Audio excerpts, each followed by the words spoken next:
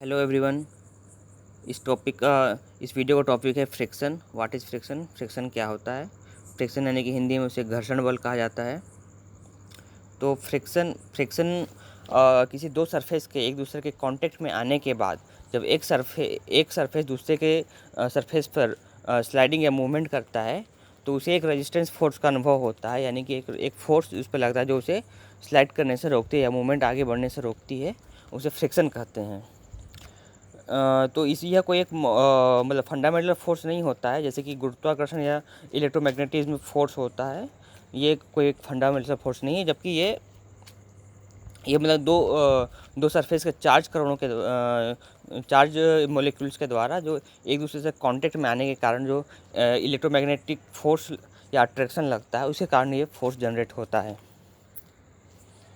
तो पहले वैज्ञानिकों ने घर्षण या फ्रिक्शन के कारण पहले सरफेस रफनेस का अंदाज़ा लगाया जाता था। पहले वैज्ञानिक लोग सोचते थे या पहले यही स्टडी यह माना जाता था कि जब भी फ्रिक्शन होता है तो सरफेस रफ होने के कारण फ्रिक्शन जनरेट होता है। जैसे कि पहले एरिस्टोटल ने कहा था कि दो मतलब जो कोई भी सरफेस कोई भी अपना मूवमेंट बॉडी या इसमें ग्राउंड में कोई भी अगर हम कोई बॉडी मूवमेंट कर रहा है तो थोड़ा देर के बाद अपने आप रुक जाएगी। लेकिन 1400 ईस्वी के आसपास में गैलीलियो ने फिर देखा कि आसमान में या अंतरिक्ष में यूनिवर्स में जो बॉडी मूवमेंट में है वो मूवमेंट में ही है, वो रुक नहीं रहा है। जैसे चंद्रमा, सूर्य, पृथ्वी सब जो मूवमेंट में है वो मूवमेंट में ही है, वो तो रुक नहीं रहा है। तो ये तब उन्होंने फिर अपना नया थ्योरी दिया कि जब जो मूवमेंट रहेगा वो जब तक नहीं रुक जाता तब तक उसमें एक एक्सटर्नल फोर्स अप्लाई नहीं हो जाता। तो एक्सटर्नल फोर्स को क्या है जो उसे रोक रहा है? तो यानी कि उसमें सरफेस में कोई फोर्स लग रहा है, रेजिस्टेंस फोर्स। तो इस रेजिस्टेंस फोर्स को फ्रिक्शन नाम दिया गया।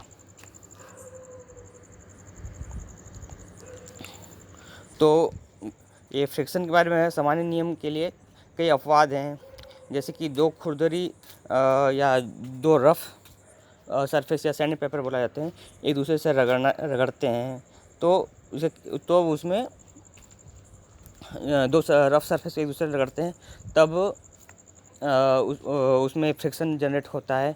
जनरली सभी यही माना जाता है, लेकिन पॉलिश सरफेस में भी फ्रिक्शन जनरेट होता है। जैसे कि पॉलिश किया हुआ कांच या पॉलिश किया हुआ दो मेटल ब्लॉक, उसमें भी अगर एक दूसरे से अगर हम स्लाइड करेंगे तो उसमें भी फ्रिक्शन जनरेट होगा। दो पॉलिश किए हुए जैसे मिरर को या फिर दो पॉलिश किए हुए मेटल ब्लॉक को अगर हम एक दूसरे पे स्लाइड करवाएंगे तो उसमें भी फ्रिक्शन जनरेट होगा।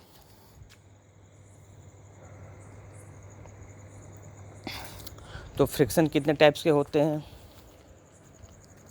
तो फ्रिक्शन जनरली दो टाइप के होते हैं, स्टैटिक फ्रिक्शन और काइनेटिक फ्रिक्शन। स्टैटिक फ्रिक्शन वहाँ लगता है जहाँ पर जब दो सरफेस एक दूसरे के रिलेटिव स्टेबल रहते हैं, यानी कि दोनों में मूवमेंट नहीं होता है, और तब मूवमेंट नहीं होता, नहीं स्टेबल होता, और तब उस पर कोई एक्सटर्नल फोर्स लगाया जाता है मूवमेंट देने के लिए या आगे बढ़ाने के लिए कोई फॉरवर्ड फोर्स लगाया जाता है, तो वहाँ पर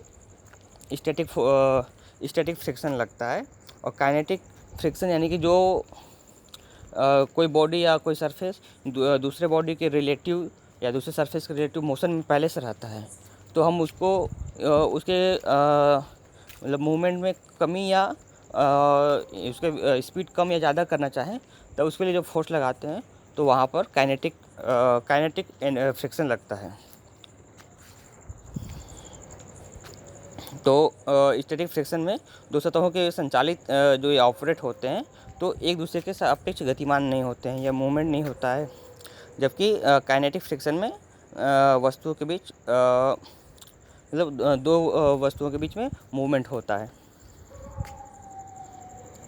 और लिक्विड में भी फ्रिक्शन होता है।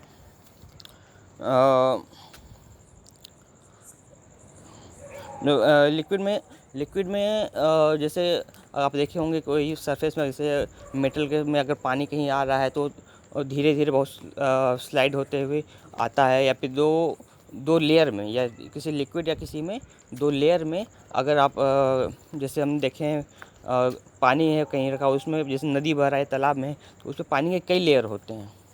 तो उसमें तो अलग अलग लेयर में वहाँ फ्रिक्शन जनरेट होता है, क्योंकि अलग अलग स्पीड होने के कारण उनके अलग अलग लेयर में फ्रिक्शन जनरेट होता है। तो वहाँ पर विस्कस फ्रिक्शन होता है, वहाँ लिक्विड फ्रिक्शन, और इस फ्रिक्शन को विस्कोसिटी कहा जाता है। तो जैसे इसलिए पानी में कम फ्रिक्शन होता है, शहद में ज़्यादा फ्रिक्शन होता है, इसलिए पानी कम विस्कस होता है और शहद ज़्यादा विस्कस होता है। और ठोस पदार्थों के अंदर फ्रिक्शन उसके मॉलिक्यूल्स के कारण होते हैं। यदि जैसे उदाहरण के लिए अगर कोई हम किसी मेटल को कंप्रेस करने के कारण, तो उसके जो मॉलिक्यूल्स होते हैं वो एक दूसरे के ज़्यादा पास आ जाते हैं। ज़्यादा पास आने के कारण उसमें मॉलिक्यूल्स अट्रैक्शन फोर्स जनरेट होता है, इलेक्ट्रोमैग्नेटिक फोर्स। तो उसके कारण वो एक दूसरे से ज़्यादा बॉन्ड में आ जाते हैं, और वो लोग आपस में इंटरनल फ्रिक्शन जनरेट करते हैं। और पूरे यूनिवर्स में कहीं और पूरे अपने आसपास के सराउंडिंग में कहीं फ्रिक्शन कहीं भी जनरेट हो सकता है, यहाँ तक कि खाली जगह में भी। और जब दो मॉलिक्यूल्स आपस में कहीं भी फ्रिक्शन में उनमें हो सकता है, इंटरेक्ट होने के कारण अगर दो कण या दो मॉलिक्यूल्स आपस में इंटरेक्ट होंगे तो वहाँ भी फ्रिक्शन जनरेट होगा। तो ये था अपना फ्रिक्शन के बारे में बेसिक। और आगे के में देखेंगे सब फ्रिक्शन, कॉजेस ऑफ फ्रिक्शन, यानी कि फ्रिक्शन किसके कारण होता है, तो इसके बारे में हम आगे देखेंगे। और आगे का वीडियो में हम इसका और डिस्कस करेंगे। Thank you.